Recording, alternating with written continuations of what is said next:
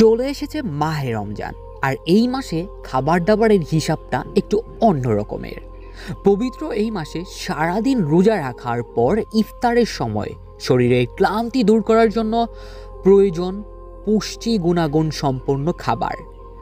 প্রয়োজন এমন খাবার যা আমাদের শরীরকে তাৎক্ষণিক শক্তি দেবে, কিংবা সারাদিন রোজা রাখার জন্য সেহরিতে প্রয়োজন পর্যাপ্ত শক্তিযুক্ত খাবার যা দীর্ঘমেয়াদী শরীরের জন্য শক্তি যোগাবে। তাই রমজান মাসে খাদ্য সেন্স থাকাটা খুবই গুরুত্বপূর্ণ একটা বিষয়। এই জন্য আমাদের প্রথমে জানতে হবে কোন খাদ্য কত সময় নিয়ে আমাদের পাকস্থলী সেটাকে হজম করে, কিংবা খাবার হজম করে সেটা থেকে শক্তি উৎপাদনে কতক্ষণ সময় নেয়। তালিকার প্রথমেই আমরা খেজুরের খাদ্য গুণাগুণ সম্পর্কে জেনে নিব। খেজুর না থাকলে আমাদের ইফতার যেন পরিপূর্ণই হয় না। এর মূল কারণ খেজুরের পুষ্টিগুণ অধিকাংশ খাদ্যের চেয়ে অনেক বেশি। বিশেষ করে খাদ্য শক্তি খুব বেশি। সারাদিন রোজা থাকার পর শরীরটা দুর্বল হয়, আর এতে রয়েছে প্রচুর পরিমাণে খাদ্য শক্তি যা দুর্বলতাকে দূর করে। খেজুর স্নায়বিক শক্তিও বৃদ্ধি করে থাকে। রোজায় অনেকক্ষণ খালি পেটে থাকা হয় বলে দেহে প্রচুর পরিমাণ গ্লুকোজের দরকার হয়, আর খেজুরে রয়েছে গ্লুকোজ যা শরীরের গ্লুকোজের ঘাটতি পূরণ করে। প্রতিদিনের খাদ্য তালিকায় একে যদি আমরা সাথী করে নিতে পারি, তবে আমাদের নিত্যদিনের শুধু কর্মক্লান্তিই যাবে না, নিরোগ থাকার একটা উপায়ও খুঁজে পাওয়া যাবে। যদিও খেজুর পরিপূর্ণ হজম হতে একটু বেশি সময় নিয়ে থাকে। সারাদিন রোজা রাখার ফলে শরীরে পানির ঘাটতি পড়ে, আর এই চাহিদা মেটানোর জন্য আমরা তরল জাতীয় খাবার খাই। এই জন্য আমরা লেবুর পানি কিংবা লেবুর শরবত পান করে থাকি। বিশেষজ্ঞরা বলেছেন লেবু খেলে তা আমাদের শরীরে রক্ত চলাচল স্বাভাবিক রাখতে কাজ করে, যার ফলে রক্তচাপ নিয়ন্ত্রণ করা অনেকটা সহজ হয়ে যায়। পাশাপাশি হজমের যে কোনো সমস্যা দূর করতেও এটি ভীষণভাবে কার্যকরী ভূমিকা রাখে। তাই রোজায় হজম সংক্রান্ত সমস্যা এড়াতে ইফতারে রাখতে পারেন লেবুর শরবত। আর আমরা জানি পানি সাধারণত পান করার সাথে সাথেই এর হজম প্রক্রিয়া শুরু হয়ে যায়, আর এটা হজম হতে 15 থেকে 20 মিনিট পর্যন্ত সময় লাগে। আর আপনি যদি শরবতে চিনি কিংবা গুড় জাতীয় পদার্থ ব্যবহার করেন, তাহলে দেখা গিয়েছে যে চিনি কিংবা গুড় জাতীয় পদার্থের হজম হতে সময় লাগে 30 থেকে 60 মিনিট পর্যন্ত। আপনি যদি স্যুপ কিংবা প্রোটিন শেক অর্থাৎ ভারী তরল জাতীয় খাবার খান, আর এটার সময় লাগে অর্থাৎ এইটা হজম হইতে সময় লাগে 40 থেকে 60 মিনিট পর্যন্ত। বাদাম হজম হতে সময় লাগে অন্তত 3 ঘন্টা।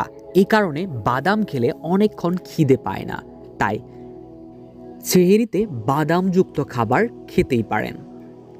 বাদামের মতো গরুর মাংস হজম হতেও 3 ঘন্টার মতো সময় লাগে, তবে পরিপূর্ণ হজম হতে আরও বেশি সময় লেগে যেতে পারে। তবে ব্যক্তিভেদে 12 থেকে 24 ঘন্টার মতো সময় লাগে, আবার অনেক ক্ষেত্রে 2 থেকে 3 দিন পর্যন্ত লাগতে পারে।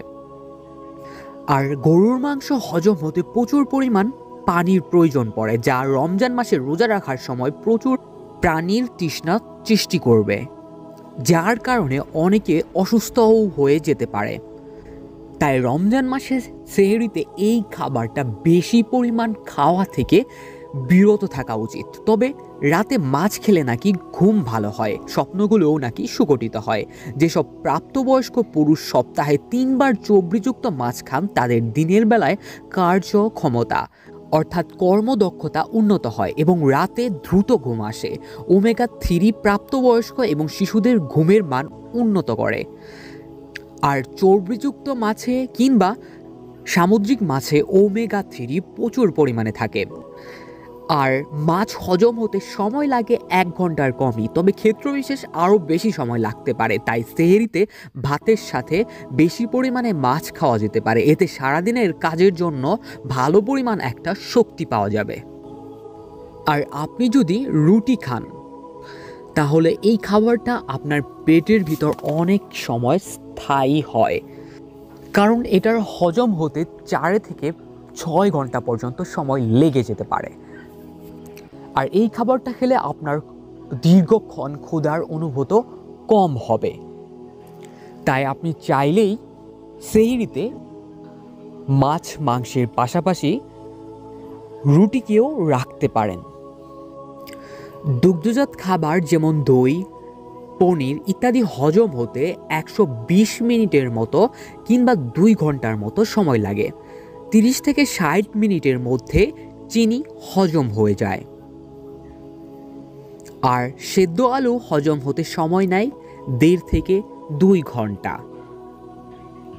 আর আপনি যদি মুরগির মাংস পছন্দ করেন এবং এটা খেয়ে থাকেন, তাহলে এটার সময় লাগে, অর্থাৎ এটা হজম হতে সময় লাগে 1.5 থেকে 2 ঘন্টা।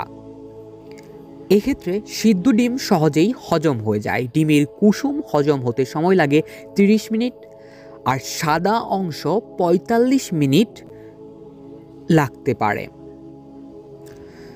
কাঁচা ফল ও সবজির হজম হতে মাত্র 15 থেকে 40 মিনিট সময় লাগে। তো বন্ধুরা, আজকের এই ভিডিওটি এতটুকুই। আর আমাদের ভিডিওটি ভালো লাগলে অবশ্যই আমাদের চ্যানেলটি সাবস্ক্রাইব করে আমাদের সাথেই থাকবেন।